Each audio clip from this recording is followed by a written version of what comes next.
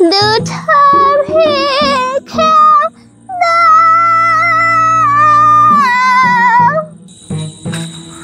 কি ব্যাপার, এত রাত্রি অবধি আপনি এখানে ভিক্ষা করছেন? যান যান, বাড়ি যান। এত রাত্রি অবধি এখানে বসে রয়েছেন, বিপদ হয়ে যেতে পারে তো, দিনকাল ভালো না। বাবু, পেটের ধারে ভিক্ষা করতে হয় বাবু, কিছু করার থাকে না। যাই হোক, বুঝতে পেরেছি, অনেক রাহাত হয়ে গেছে।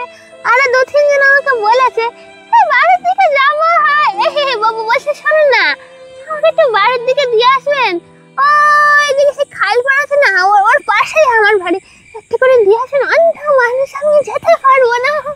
হ্যাঁ হ্যাঁ, আপনাকে দিয়ে আসছি, এটুকুনি আর হেল্প করতে পারবো না? চলুন চলুন, হ্যাঁ আসুন, এদিক দিয়ে আসুন, এদিক দিয়ে। হ্যাঁ আমি এসে গেছি তো না? এই কি আছে বার কর, নালে তোর গলাটা কেটে ওই লাশটা ওই পাঁচিলের উপরে ফেলে দিয়ে সব লুটা পুড়ে চলে যাবে। এইবার আমার কাছে ব্যাপারটা জলের মতো পরিষ্কার হয়ে গেছে। আমি এই ঘটনাটা সবার কাছ থেকে শুনেছিলাম, তবে বিশ্বাস করিনি, তাই নিজেই ফিল্ডে নেমে পরীক্ষা করে নিলাম। আমি এই অঞ্চলের ইনচার্জ, আর আপনার পরীক্ষা চলছিল, আমি অন ডিউটি রয়েছি।